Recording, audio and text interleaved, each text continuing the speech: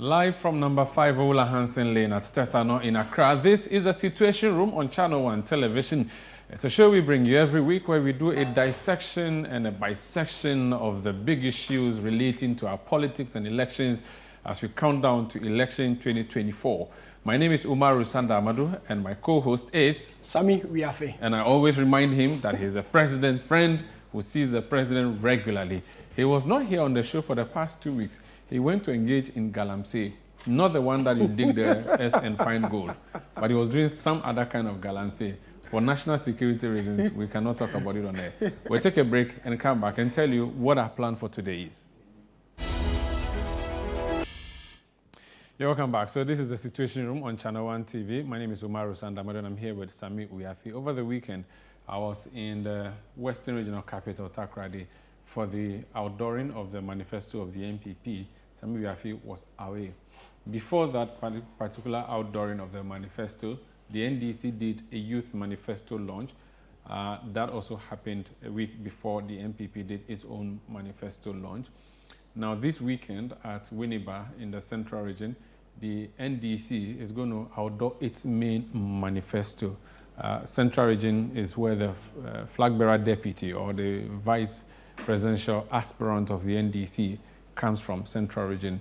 NPP chose Takoradi. The Director of Communication will not say to us directly why they chose that, but you can infer. I mean, since we began voting in 1992, the constituencies that are in the Sekondi metropolitan area have never gone green. They've always been blue. So Sikado Kitan, the Efia, Kwesi Mintim, if you look at Takoradi constituencies, Sekondi constituencies, these constituencies have always been MPP. So when they went there, of course, they've gone to ginger their base, if you like, in the Western Region. Western Region, including the Western North Region, used to be swing regions that sway the election one way or the other. So it's a very crucial region. Central Region is also a swing region. NDC is going there. It used to be the home base of, or part of the home basis of the NDC because of Professor Mills. Now they have Professor Nana Jeno-Pukwa-Jiman also coming from there. So Central Region is strategic. These are two swing regions. The Greater Accra region is also a swing region, but of course, everything happens here. So if you want to look at regions that would, you need, of course, Central Region critical, Western plus Western North, very critical, and maybe to an extent the BA regions. If you put all of them together, it's also a critical region that you need, because otherwise, we know which regions generally go for NDC and MPP, Ashanti MPP, Eastern MPP. Upper West NDC, Upper East NDC. The North is now divided. If you look at even the number of constituencies, 9 apiece for NDC and MPP. Then you go to Volta Region, Stronghold NDC, Eastern Region MPP. So, Sami, I don't know if you have been reading the ground too, why they chose to go to Takoradi, and also as you monitor from afar, I don't know what reaction my you're information getting. or what I picked up from the powers that be in MPP was that when in 2008, when Dr. Bawumia was selected as the running mate to then Nana Akufo-Addo candidate, it was the same Western Region that he was officially outdoored as the running mate to Nana Akufo-Addo in the 2008 election. So the decision for him was to go back to his roots. So that was where he was officially, made known to the Ghanaian public, or made known to the Ghanaian electorate that he was going to be the running mate for Nana Akufo-Addo, then candidate for the NPP in the 2008 election. So the decision to go back to Takoradi was more or less to touch base or go back to his roots and where he started his politics from. So now he's no more a running mate. He's come there now as the presidential candidate of the NPP ahead of the election. So going back there was for him something personal and symbolic, because he wanted to let Ghanaians know that he, in 2008, he came there as a running mate. In 2024, he's coming there as the main presidential candidate. The reason why he went to Takoradi for this particular manifesto launch. I see. That's interesting. Let's find out why the NDC is choosing the Central Region. Elikem Kotoko is with the National Democratic Congress. He's a deputy organizer of the party. He's joining us. So we talk about their manifesto, which they are launching this weekend, and also the youth manifesto that they have. Elikem, can you hear me? Yes, Umaru, I can hear you. Good afternoon to you and Sami. Elikem, do I have you? Okay, I do not have Elikem Kotoko. Yes. We'll try and go back to him. But it looks like the discussion in recent time has been on manifesto and what the two parties, have for Ghana in the eventual, happening that any of them wins the presidency in December. I am happy now the discussion is based on issues based. what these parties will do for Ghana if given the opportunity, to govern the country. We don't hear the politics that we used to hear then times, but now we are getting to know issues within the manifesto. Dr. Bawumia and the MPP made us know what they will do if they're given an opportunity to continue with the government of the MPP. On Saturday, the NDC also let us know already John Mahama, the presidential candidate, has been telling us what he will do if he's given an opportunity again to be president of this country. On Saturday, the entire booklet or the entire outlook of what the NDC will do for Ghana will be known on Saturday. So I'm sure we will have a better understanding and a better view of how these two political parties want to govern this country. Well, let's go back on the line again, hopefully this time. Elikem is joining us. Elikem Kotoko is deputy organizer of the NDC. Elikem, can you hear me? Yes, I can hear you, Umaru. Good afternoon to you and Sami. Good afternoon to you. So I think the first question would be, is it something you do all the time that you do the youth manifesto ahead of your main manifesto, or this is a novel thing you're doing? Thank you. It's novelty. It only tells how creative the NDC is, and it's also in tune with the Ghanaian, knowing the relevance of the youth. There's the need for them for us to pick the highlights out of what matters more to them and make them know, rather than put the whole manifesto together, for which some of them may not even get the chance to know what is contained in the manifesto for them. So kudos once again to the youth, National Youth Organizer, George Opariado and his two deputies, and to the party as well. It was a decision that was thought through and agreed on mutually by everybody, every executive. And so you saw how stellar that event was. The speakers took turn. They demonstrated the generation they belong to, their comprehension of the matters, and how they espoused the topics that they had to speak on. I see. So there will be two separate booklets for you going into the election. There will be the youth manifesto, which is in hard copy and in print, and then there will be a main manifesto, which is also different. Is that how it's going to look like? Or you're going to merge all the documents together? No, not at all. The youth manifesto only teased out what is contained in the main manifesto. For the youth? Yes, for the youth. So it just took out the highlights, the major highlights from the main manifesto, so that anybody who may say maybe the manifesto is too voluminous, maybe it's 200 pages, it's 500 pages or whatever, I cannot have the time, you have an appreciation of at least the highlights of it which matter most to the youth, be it technology, be it employment, be it the economy, be it education, etc. So there will not be a separate booklet. The youth manifesto launch had us bring out a booklet that was about just 12 or 15 pages anyways, but that is just what was teased out of the main manifesto to enable anybody, young person who wants to peruse it, access it. So what are you offering the youth of Ghana in this pre-manifesto launch that you did? I am sure it is contained in all what you saw at the UPSA program, where we talked about the stress-free fee program, the Bed for All program, which is talking about the tertiary education, where we're even seeking to make sure that those who go to first year, for instance, are made not to pay tuition fee, but rather government gives them support, because it is understandable the child economic quagmire we find ourselves in presently, of which, Umaru, if you have a younger one who is going to tertiary, you can admit the challenges that will be confronted by him or her. And so government, we believe that we need to put in a measure which will cushion the parents at home, cushion guardians, so that they can be able to go through school seamlessly. By the time they reach second year, usually when we even apply for student loans, it takes time. By which time some of that will come and preparations will also be underway. If it is family members, etc., you need to fall on. You may even have added funds that would help you go through school seamlessly. We also talked about the training of 1 million coders. And when we talk of 1 million coders, we are talking of IT. You will recall also President Mahama put up the Accra Digital Center, which was aimed at ensuring that we improve and hone the skills of our young men and women in IT. That is also one of them. And so with regard to unemployment too, it has become a major threat to our national security, where unemployment has gotten to its highest ever in Ghana's history.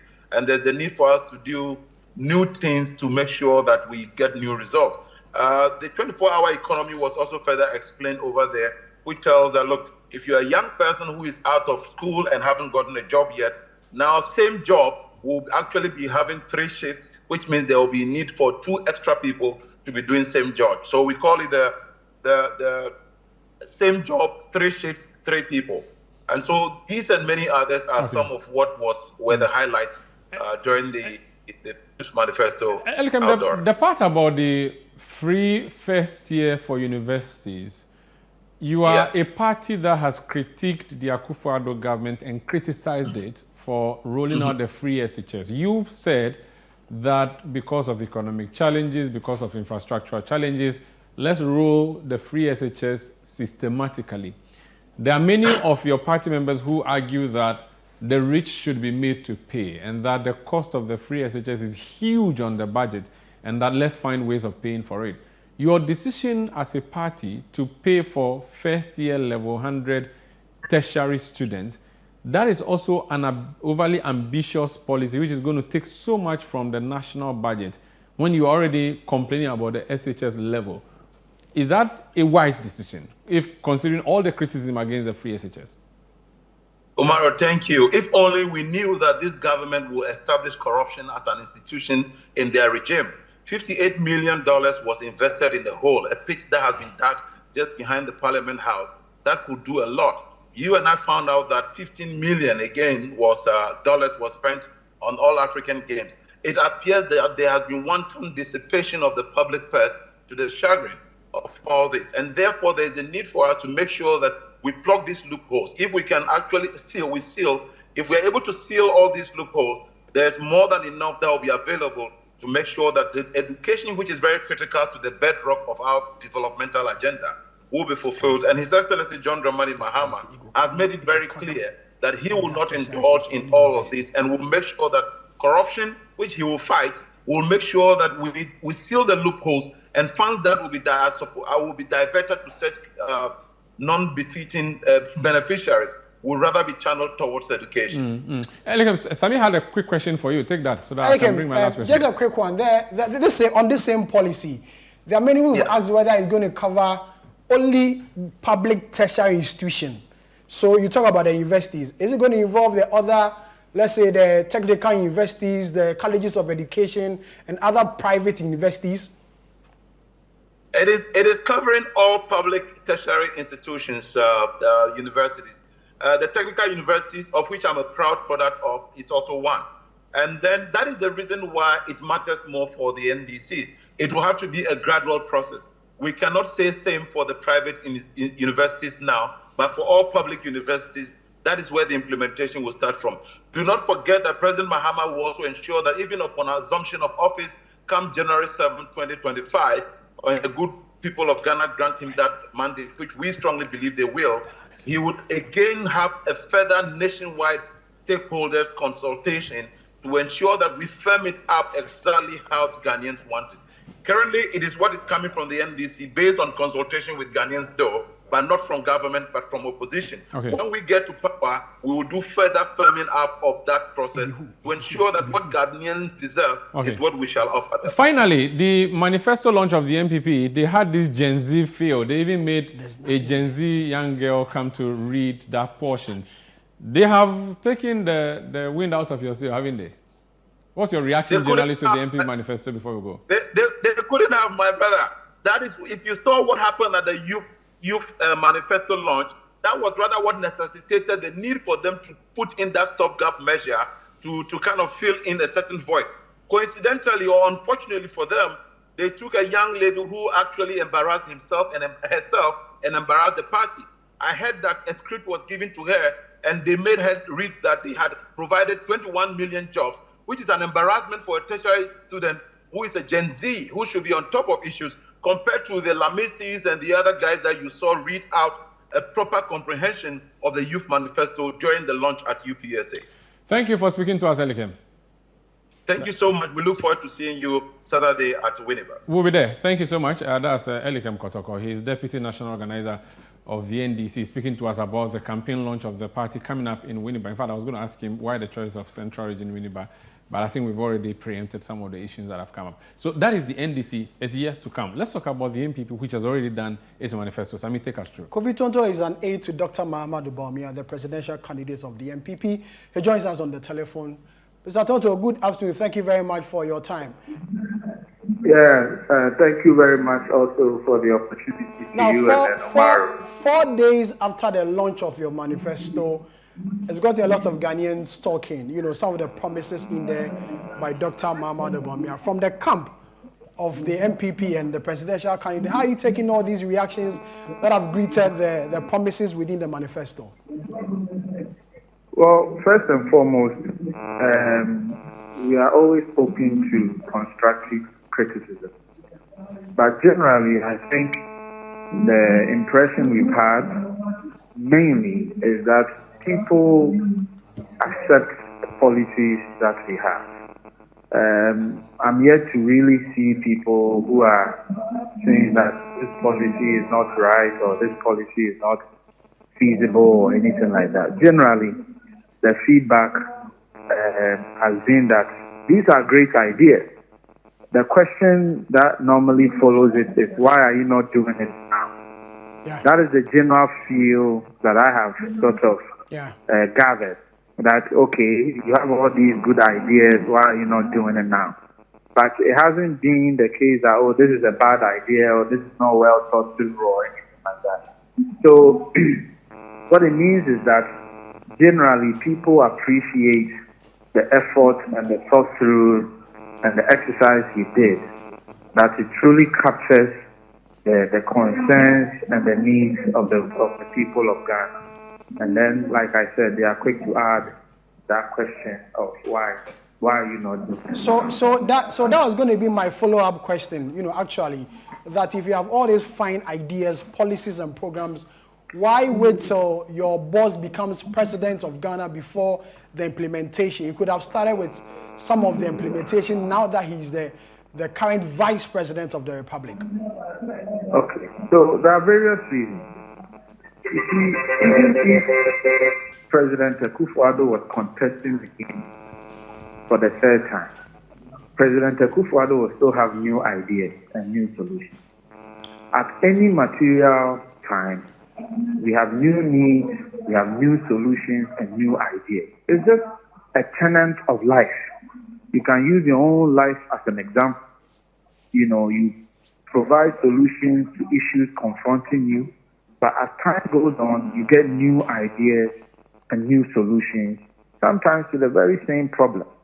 It is an aspect of life. So that is one. Two, His Excellency, the Vice President, is a support person for the President who has his vision. And if you read what the Vice President said on February 7th, he said that President Akufo-Addo's vision centered a lot on entrenching our social intervention and social safety net programs. He wants to shift his focus to business and wealth creation and job creation. He wants to make his governance more about that. So obviously, once you are moving towards a different direction, you have different solutions. Two, His Excellency has argued that he wants to build a modern state anchored on digitalization. So, for example, if he wants to focus a lot more on building a world-class digital society, he cannot tax digital or electronic transactions. That is his focus. So my point is that once you have a new focus, a new vision, your solutions will be different. And then thirdly, the Vice President is not the President. The President has his own ideas, the budget and everything are read in the name of the President, not the Vice President. And the other day, Honorable Kojo Ponkroma came to your studio and spoke to Bernard. And he gave a fantastic example. He asked Bernard, you are the general manager and Samen is the overall boss. Is it every idea that you put across that Samen will agree to it? Bernard admitted that it's not everything. But does that mean Bernard is not contributing meaningfully to the institution called City? Umari is an excellent gentleman. I'm sure when you go to management meetings, you offer ideas. You will also offer ideas. But you can only go as far as your strength and your capability or your role allows you to go. You can't do more than that. So the vice president is a vice president. He has his own ideas. He has his own solutions. He cannot superimpose his ideas and solutions on a Akufo-Addo. It's absolutely not legal. It's not even allowed in our constitution. But Mr. Toto, there have been instances where he has listed a number of initiatives that he has, promoted and got implemented. He lists I'm glad you used the word promoted. Actually, the vice president has championed 33 policies. That is 33 policies out of how many policies? And when he is championing a policy, he goes to the president to seek approval for that policy. And the policies he's been able to champion are policies that the president permitted for him to do. For example, when it comes to e-levy, the vice president has stated his stance on it, that he is against e-levy, and that even if you have to do it, then you have to bring in place some threshold to protect the poor. So he initially said, I am against e-levy. He said it publicly before e-levy, and he has said it again several times, that I'm against it. But my brother, if he is against it, and the president in his wisdom feels that, please go ahead. No, go ahead, Kofi. Kofi, go ahead. Okay. So the president in his wisdom feels that I need this budget item to achieve my goal for this budget year. How can the vice president tell the president that, no, I won't allow you to do it? It doesn't work like that. The vice president cannot send a bill to parliament or a budget to parliament to say that I'm cancelling this levy or that levy. He can't do that. So I think it is only fair that we understand that the vice president has a limited role. He can only champion the things he has been allowed to champion. He can only offer advice. Look, even a minister of state who has full responsibility for a ministry does not have full decision-making authority. Those decisions ought to be approved by the president. This is a minister who has been given a specific portfolio. He can come up with all the creative ideas, but those creative ideas must go to parliament, must go to cabinet for the president to approve before he can implement it. That is the constitution we are running. But Umaru and Sami, there's one critical question you guys have not been asking. His Excellency has been the vice president. His candidate has been he has not just been a vice president, he has been a president with all the powers this country offers, with all the powers our constitution offers. But this person who has been a president is now saying, I'm going to do A, B, C, D, E, F. Please, why haven't you asked Mahama that, Mr. Mahama, you were actually a president. You had all the authority to do anything. Because our constitution is an executive constitution. The president is literally an overlord. He gets to do whatever he wants to do. So how come, Mr. President, you didn't implement all the things when you had the powers and now you want to implement it? Okay, Mr. Tonto, we will have to leave it here for want of time. So we'll speak to you again on these issues that you raised. When we meet Mr. Muhammad, if he's given another opportunity to meet the media again, I'm sure we'll engage him on these particular issues that you're raising. Thank you very much. Kofi Tonto is an aide to MPP. All right, thank you, Phil. Thank you very much. Kofi Tonto, he's an aide to Dr. Mahamudu Bawumia, the presidential candidate of the MPP, speaking to us on the back of the launch of the MPP manifesto, which happened on Sunday. We are told next week Sunday or coming Sunday, the presidential candidate himself, Dr. Bawumia, will also engage the media. And I'm sure some of these questions will pop up and we'll ask him some of these questions as well. We'll go for a break, but when we come back, our poster, Musa Dankwa, is in the house.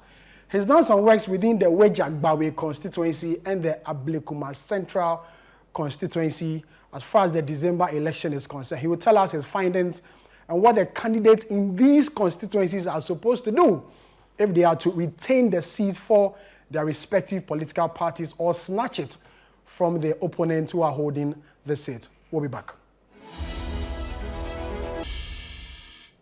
You're welcome back. This is the Situation Room on ChannelOne Television. Just gone by, we did an interview with two officers of two political parties. Kofi Tonto of the New Patriotic Party, Elikam Kotoko of the NDC. We talked about the two manifestos, the NPP having launched its manifesto, the NDC doing the same for the Youth Manifesto, and planning to do the main manifesto this weekend in Winneba in the Central Region. So we'll continue with the debates on all other platforms as we have conversations about them. But let's talk now about winning the parliamentary seats in the Greater Accra Region.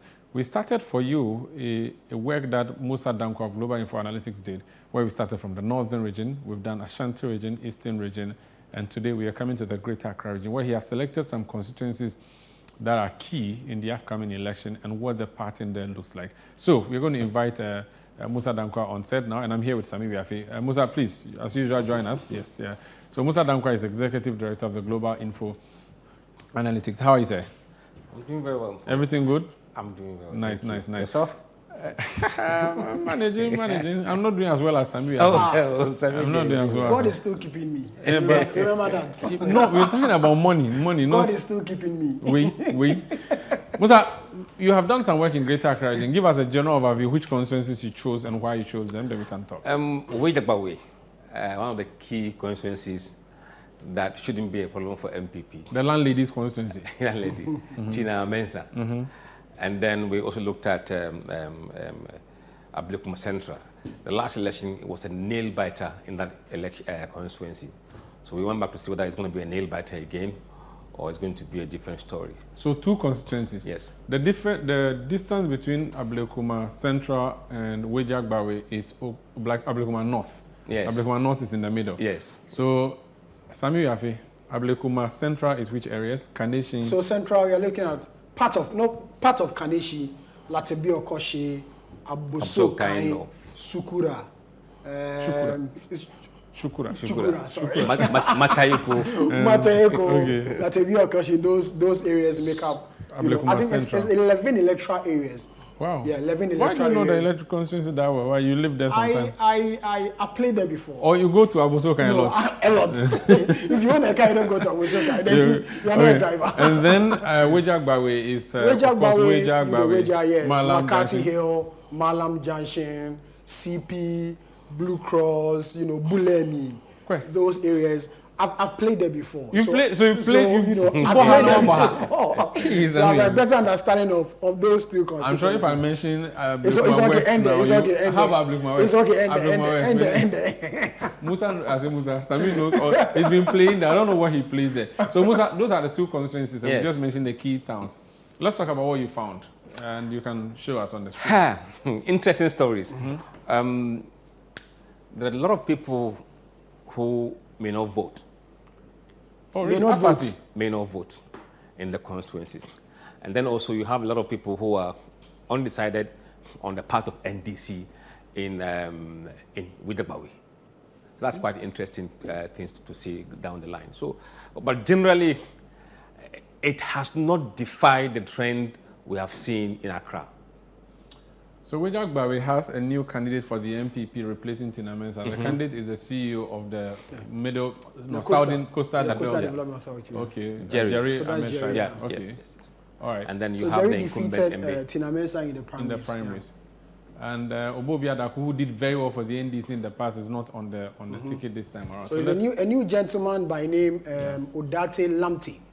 I think he's the new person who is replacing or who is contesting for the NDC in that particular constituency. A lot of the time when you drive past Malam Junction, the Weija Gbawe constituency, you see his billboards and his campaign cars, more or less drumming home support why constituents in that particular area should elect him as the member of parliament for the area. And then Jerry too has been doing a lot of campaign in that side of town as well. Almost every night you see him meeting the young guys in there, speaking to them and electorates within that constituency. I met him a couple of times whilst I was driving through that particular constituency? Yeah, so we were there between 25th, I think this, okay, I think it was last week, Thursday till Monday, and we interviewed 458 in Ablekumah Central. Musa, come here. Let's use here. Let's use this side. Let's use this screen. Yes. Okay. Let's use while I try to fix this. Okay. Let's use this one. Yes, go ahead. So we have a sample size margin of error for the two constituencies. And let's see. Basically, these are the sample sizes for the various constituencies. Okay, let's go to the next one. Let's go to the next slide. Okay, so here. Yes. Now, male, 49%. Female, 51%. Okay, see if this one will work now. And Okay. then we can. So, swipe it? Yes. Good. Yeah, and then let's look at the age groups. You have 11% were 18 to 24, 25 to 34 is 25%, and then 35 to 44 is 43%. And then we have 45 to 54, 18%, and 55 to 64, 3%, and above 64, just 1% of the sample. And then you have senior high, 35%, junior high, 38%, tertiary, 11%, no education, 16%. And then employment, this thing is happening again. We have employed 80%, unemployed 13%, students 6%, and pensioner 1%. And then when it comes to religion, you have Muslims being 21%, Christians 77%, traditional religion 1%, and non-religion 1%. Now, look at the ethnic groups in the area. You have the Akans around 44%, the Guans 3%, Ganadangbe 20%, Elvest 10%, Mogedagbani 5%, Gruma 2%, Grushi 1%, Mandi 1%, and then others 14%. And then party affiliation. We have MPP 39%, NDC 33%, floating voters 21%. In fact, others virtually zero in the constituency. They are extremely NDC, MPP, and floating voters, and not disclosing their party affiliation 7%. Now, if you look at the Shukura, what they call Ablekumah Central areas we went to, these are the areas: Mataiku, Bochwi, Ajimbu, Latabia Koshi, Menete, Mabruk, Abuso Kainov. These are the electoral areas in Okaikwe, Ablekumah Central. And then when we go to Gbawe, Malam East, Gbawe West, Jamman, Tetegu, Oblogo, Malam West, Gbawe East, Weija, New Weija, and New Weija, I think New Weija West and New Weija East. Okay. These are the electoral areas in Weija constituency that we covered. Yes. Are you a first-time voter? Yes. Only 7% are first-time voters. Oh, okay. Okay. And then 93% are older voters. When we ask them about their view about the direction of the country, do you believe that Ghana is headed in the right direction or wrong direction? Right direction, 13%. Wrong direction, 81%. No opinion, 6%.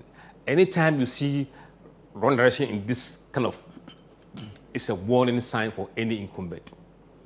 81% of the people in this Weija Gbawe. This is the two together. Say that, so the two of them say that the country is going in the wrong direction. This is like the highest percentage you've had so far. I think it's quite extremely high. 81%. Yes. Weija Gbawe has generally been blue. Yeah. Absolutely blue. Yeah, it's always always been Central blue. Has mostly been, currently is an NDC seat. Yeah, but it's been it's been on and off. On and off. Yeah. On and off. That's serious. Now, here we're breaking it down into the constituencies. You can see that in Ablekumah Central, which is the blue one, right direction, 13%. Wrong direction, 84%. So Ablekumah Central, which has also kind spare parts dealers, who have always been blue. Yeah. Yeah, they've always supported the MPP. Now this is what Jefferson Saki is fighting. Yes. And then if you look at the Weija, right direction is 12%. Wrong direction, 78%. Isn't any better. No. And then no opinion, 10%. So they are probably sitting on the fence a lot of them, if they probably had expressed it properly, it would have been at the same level as Ablekumah Central. Okay. And then do you approve or disapprove the performance of the president? Approve, 23%. In the I think you can use that screen, yeah. And then disapprove is 71%. 5% do not have opinion. Okay. Now, I think, broke this one down again to Ablekumah and Weija, so you can see the differences between So it flows with the original percentage that you got. Yes, so you see, in Ablekumah Central, approved 23%, Weija 24%. Disapproval in Central is 74%, Weija 68%. 3% here, no opinion, and 8%. So it moves in line. Standard of living, improved 12%, worsened 69%, unchanged 15%, and 4% have no opinion. So it doesn't look good there. Okay. And then standard of living again, compare the electoral area, the consensus compared to each other. Ablekumah improved 12%, worsened 72%, unchanged 15%, 1% no opinion. In Weija, 12% said improve, and then 6 gotten worse, 15 unchanged, and 7 have no opinion. So within the two constituencies, then the condition of living is getting deeper, worse and worse. Yes. Yes.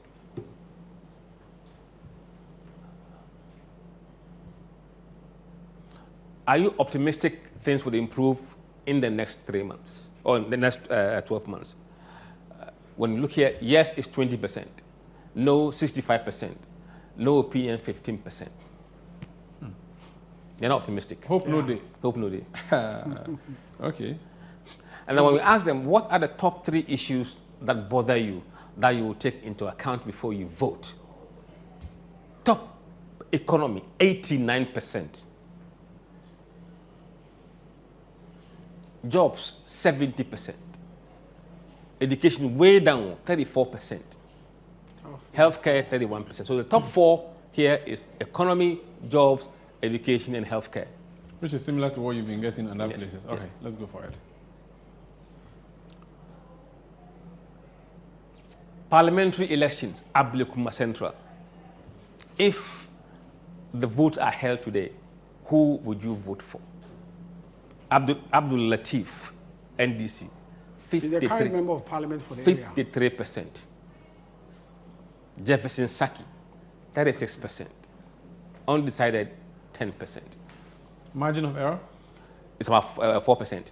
So if you add 14% to 36%, would that not make good it enough? It's way, way behind. But we got some time. But the conditions in the constituency must improve to help him. And is a national problem that appears to be reflecting at the parliamentary level? Absolutely. That's what we are seeing in many, many constituencies. State of living nationally. Affecting people. The local races, yes. Does the same affect constituencies outside Accra? Because in Accra, you could consider that because of national issues, it may affect constituencies in Accra. But outside Accra, It cut across. Okay. Nationally. So even where you have comfortable majority, it tends to shrink. I see. Okay. Let's see what you have next. And then we say committed voters. Assuming everybody comes out to vote, including those who are undecided, how would the race look like? There you have Manaf around 59.6%. Saki, 40.4%. Wow. In the last election, Ibn Nati, the guy, he got 49.5. Latif got 49.7. Just a whisker between them. Now the margin is so wide. Things have changed to the worst for MPP in Ablekumah Central. So it was a neck and neck. In the last election, only a handful of votes. Difference. Yes. So there's nothing really Jefferson can do to more or less try and overturn. It is a national issue, and when you are in that state, it is really difficult. There are some MPs who are doing well because they have outperformed their party and the government at the local level. So irrespective of development, you still go, or you still bring it in a constituency. Yeah, it When boils down to national the issues- economy. Okay. And again, Ablekumah Central is an Accra constituency. Now, let's look at the real situation. Among people who say they are MPP, 17% of them are voting for NDC Latif. 17%. They are not loyal. Only 78% of MPP are voting for Jefferson Saki. 5% are undecided. When you come to NDC, 88% of NDC is voting for Latif. 7% are doing for Jefferson Saki. 5% are undecided. Look at where the problem is, the floating voters. 55% for Latif and 21% for Jefferson. 24 are undecided. This is where his problem is really. So Jefferson needs first to get his MPP votes and then try and claw in some from floating voters. Floating voters. Another block of people that are very critical in this election is those who say we will not tell you our party affiliation. Even among those who are typically MPP people, he's still behind.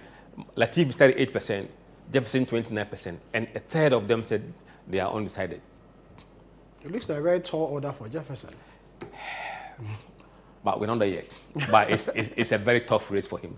I mean, he's aware of this in Sanda. I've had a conversation with him, and he's aware of these challenges. And he said that, he knows what the people want. He's been trying to, put 1 or 2 development projects across. Recently, he started digging boreholes for some areas without water. He's been supporting the people within their constituency. He's aware of this tall order. And then he's trying to push hard with development to see how best they can overturn it one way or the other for him in the election. Now, this is even a lot clearer than what we saw earlier on. Among those who in 2020 went for Ibn Zana, 25% of them, quarter of his voters have gone to Latif. 68% of those who did Nati have gone to Saki. 7% are undecided. When you go to NDC candidate, 85% of his people have gone back to him again. But 9% have gone to Jefferson. And 6% say they are undecided. Among those who did not disclose, 43% Latif. None of them Jefferson. 57% are undecided. Which in your work, do you think maybe disunity somewhere is playing a role because of the contest, the parliamentary contest between Jefferson and the former MP, Nate? If you watch, the difference between 25 and 17 is not that much. Okay. That's the disunity you see. So if this is way, way higher than this, then you could insinuate that there's disunity in the party. Okay. It is just general issue that has impacted on them. So this is Weija Gbawe now. Now this is Weija Gbawe. How does it look? Felix Lamte, NDC, 41%. Jerry Ahmed Sharp, 43%, or Schweib. And then undecided, 16%. This race is tied. The margin of error is about 4%. So here, anybody can win it. Look at those who are undecided, 16%. They can change this race anywhere. Yeah. And your theory around undecideds are usually... They always go for the opposition. Okay. Do you have the one for 2020? Let's see how it's looking. In when you look at what we call the people who are committed voters for this election, Felix Lamte 49, Jerry Ahmed 51. So the gap is not good enough. So is Jerry's election to lose then? Or no, it is not. It's a tie. It's a tie. It's a tie. If you look at... But he has more of his supporters on his side than... We'll see the evidence further down the line. Now, in the 2020 elections, Tina Mensah got 58.1%. Ni Ayesen of NDC got nearly 40%. 2% went for others. So you can see that the race has shifted significantly against the MPP in the Tina constituency. was very comfortable. Yes, compared to... I remember the Ni Ayesen guy, we spoke to him on Eyewitness, where his party executives have sent petition to the national office to replace him because they don't see him within the constituency, even campaigning. So you see, for some reason, there are candidates who, under normal circumstances, will not win. Yeah. But in this election, they are winning. Okay. Let's look at party affiliation.